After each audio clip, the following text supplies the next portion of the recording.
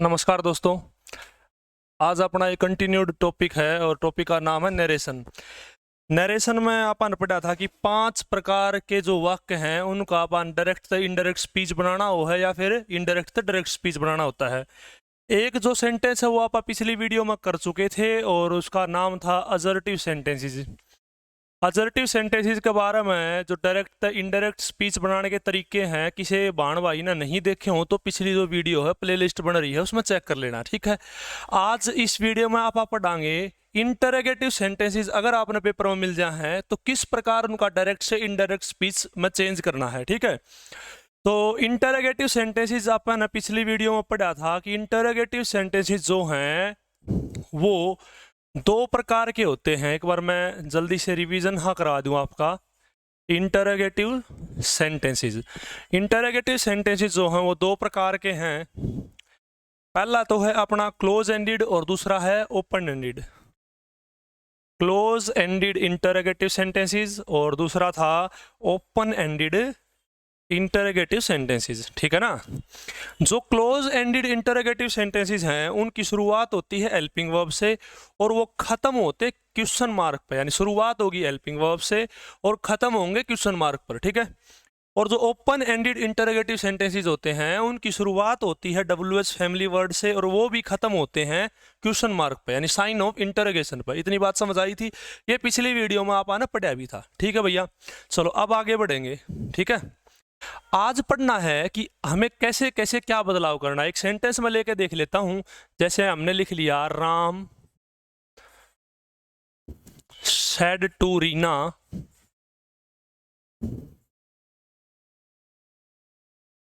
Will you marry मी।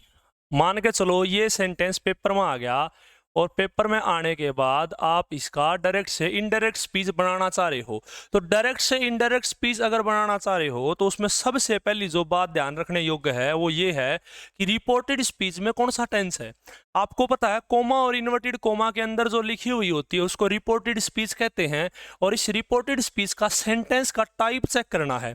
आपने देखा ये विल से शुरू हुआ है और विल अपने आप में एक हेल्पिंग वर्ब है, यानी ये हेल्पिंग वर्ब से शुरू हुआ है और खत्म किस पे होया है, क्वेश्चन मार्क पे।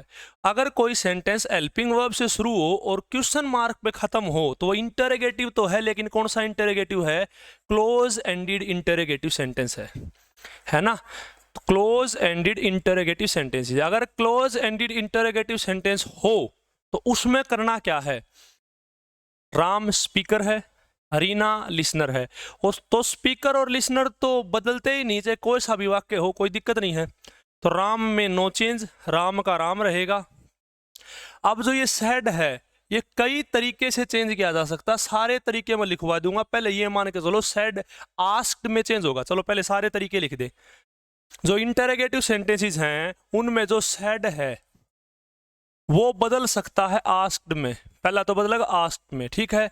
ये बदल सकता है इंटरोगेटेड में, बहुत सारे तरीके हैं, कोई समय बदल दो, आस्क्ड में बदल दो, इंटरोगेटेड में बदल दो, वांटेड टू नो में बदल दो, वांटेड टू नो इसमें बदल सकते हो, डिमांडेड में बदल दो, एनक्वायर्ड में बदल दो और क्वेश्चन में बदल सकते हो। ऐसा केवल और केवल इंटरोगेटिव सेंटेंसेस में होगा और इंटरोगेटिव सेंटेंसेस की खास पहचान है कि उनके लास्ट में क्वेश्चन मार्क होगा, ठीक है भैया। तो सेड को बदलने के कई सारे तरीके अपने पास हैं, जिनमें पहला तरीका है अपना, एक सेकंड भैया, पहला तरीका है आस्क्ड, यानी आस्क्ड में बदल सको हो, इंटरोगेटेड में बदल सकते हो, वांटेड टू नो में बदल सकते हो, डिमांडेड में बदल सकते हो, एनक्वायर्ड में बदल सको हो और क्वेश्चन में बदल सको हो। बात समझ आई है। अब देखो सेड के बाद लिसनर हो भी सकता है और नहीं भी, पता है, एक बार बैक जाके देखते हैं। अब ये देखो, अब राम सेड टू रीना, रीना हो भी सकता था सेंटेंस में और नहीं भी। रीना एक लिसनर है, तो लिसनर हो चाहे ना हो सैड जो है उसके बाद कभी भी कोई प्रीपोजिशन नहीं आएगी। यानी सैड के बाद अगर लिसनर है तो आस्क के बाद कभी भी कोई भी प्रीपोजिशन नहीं आएगी। यानी आस्क के साथ ऑफ नहीं लगाना है, आस्क के साथ फॉर नहीं लगाना है, यानी आस्क के साथ कभी भी कोई भी प्रीपोजिशन नहीं आएगी। समझो हो। इंटरोगेटेड के साथ भी कोई प्रीपोजिशन नहीं आएगी। लेकिन अगर लिसनर मौजूद है तो वांटेड टू नो के साथ फ्रॉम आएगा। क्या आएगा? फ्रॉम। याद कर लोगे। डिमांडेड जो है, डिमांडेड, ये मैं आपके ऊपर छोड़ रहा हूं कि डिमांडेड के बाद क्या आएगा अगर लिसनर है तो। और अगर आपका लिसनर मौजूद है तो एनक्वायर्ड के साथ भी ऑफ आएगा। क्या आएगा? ऑफ। बात समझ में आई है? क्या समझा? आस्क के बाद कोई प्रीपोजिशन की जरूरत नहीं, इंटरोगेटेड के बाद जरूरत नहीं, क्वेश्चन के बाद जरूरत नहीं है। जरूरत है केवल और केवल डिमांडेड के बाद, एनक्वायर्ड के बाद और वांटेड टू नो के बाद। वांटेड टू नो के बाद फ्रॉम आएगा, लेकिन कब? जब सेड के बाद लिसनर मौजूद है। ठीक है। एनक्वायर्ड के बाद भी ऑफ आएगा, लेकिन कब? जब आपका सेड के बाद लिसनर मौजूद है। इतनी बात समझ में आई है? कोई दिक्कत वाली बात नहीं। चलो अब चलो वाक्य पे चलते हैं। और वाक्य की डिमांड है राम लिसनर है, राम स्पीकर है, और स्पीकर कभी चेंज नहीं होता है। ठीक है। अब सैड है, सैड के बाद लिसनर है, तो 6 तरीके अपने पास है चेंज करने के। मान लो मैंने आस्क्ड में बदल दिया, राम आस्क्ड। आस्क्ड के बाद कभी भी कोई भी प्रीपोजिशन नहीं आएगी। रीना लिसनर है तो उसमें कोई बदलाव नहीं होता, तो राम आस्क्ड रीना। अब बात है कोमा, इन्वर्टेड कोमा हटा के क्या लगाना है। अगर आपका क्लोज एंडेड इंटरोगेटिव सेंटेंस हो तो कोमा और इन्वर्टेड कोमा हटा के आप या तो इफ लगा दो या फिर वेदर लगा दो। इन दो में से एक यूज करना है, कोई सा भी यूज कर लो, या इफ या फिर वेदर। बात समझ में आई है? चलो हम इफ का यूज कर लें। इफ कर लो चाहे वेदर, दोनों सेम है, कोई दिक्कत वाली बात नहीं है। हमने इफ का यूज कर लिया। इफ समझो हो। इफ एक कंजंक्शन हो गया, यानी अब ये इफ जो है इससे पहले ये एक सेंटेंस है, अब इससे आगे एक नया सेंटेंस आएगा। और नरेशन का रूल है कि कंजंक्शन के बाद हमेशा सेंटेंस असर्टिव होगा। और असर्टिव वो सेंटेंस होते हैं जिनकी शुरुआत सब्जेक्ट से हो, उसके बाद हेल्पिंग वर्ब हो, उसके बाद मेन वर्ब हो, फिर ऑब्जेक्ट हो। समझ आई है? किसी वाक्य में हेल्पिंग वर्ब की जरूरत ना हो तो सीधी मेन वर्ब भी हो सकती है। ठीक है भैया। चलो तो यहां तक सबको समझ आया होगा। अब इफ के बाद अजर्टिव चाहिए तो अजर्टिव में पहले चाहिए सब्जेक्ट, और सब्जेक्ट जो है वो कौन है? यू। और पिछली वीडियो में समझा था यू सेकंड पर्सन है, और सेकंड पर्सन चेंज होता लिसनर के अनुसार, और लिसनर है इसमें रीना, और रीना एक लड़की है, फेमिनिन जेंडर है, स्त्रीलिंग है, इसके हिसाब से सब्जेक्ट बनेगा सी। बन गया भाई सब्जेक्ट। अब इसमें हेल्पिंग वर्ब क्या है? विल। ठीक है, हेल्पिंग वर्ब विल है, हेल्पिंग वर्ब सही है, अर्थ है हेल्पिंग वर्ब। इधर पास्ट, ध्यान रखना इधर पास्ट है इस पार्ट में, तो अगले पार्ट में भी पास्ट ही हो जाएगा। ठीक है भैया। इधर पास्ट, विराम ने रीना को कुछ कहा तो पास्ट में कहा है, तो जो कहा है वो भी तो पास्ट में जाएगा। तो इधर पास्ट तो इधर भी पास्ट। विल का पास्ट होता है वुड, और मॉडल के बाद हमेशा मेन वर्ब पहली होती है, पहली है मैरी। अब मी है, मी कौन सा पर्सन है? पहला पर्सन चेंज होता है स्पीकर के अनुसार। पिछली वीडियो में पढ़ा था स्पीकर के अनुसार। स्पीकर है राम, और राम लड़का है, और लड़के का ऑब्जेक्ट बनाना है। आपको पता लड़के का सब्जेक्ट होता है मैस्कुलिन जेंडर का सब्जेक्ट होता है ई, पॉजेसिव केस होता है इज, और ऑब्जेक्टिव केस होता है हिम, यानी इसका ऑब्जेक्ट बनेगा हिम। और अजर्टिव सेंटेंस होने के नाते फुल स्टॉप, ये बन गया। ये था इंटरोगेटिव टाइप का सेंटेंस, उसका डायरेक्ट से इनडायरेक्ट कैसे बनाना था। ठीक है भैया, समझ आया होगा इतना। चलो 2-4 सेंटेंसेस और लेकर देखेंगे ताकि और तरीके से समझ आ जाए चीज। चलो,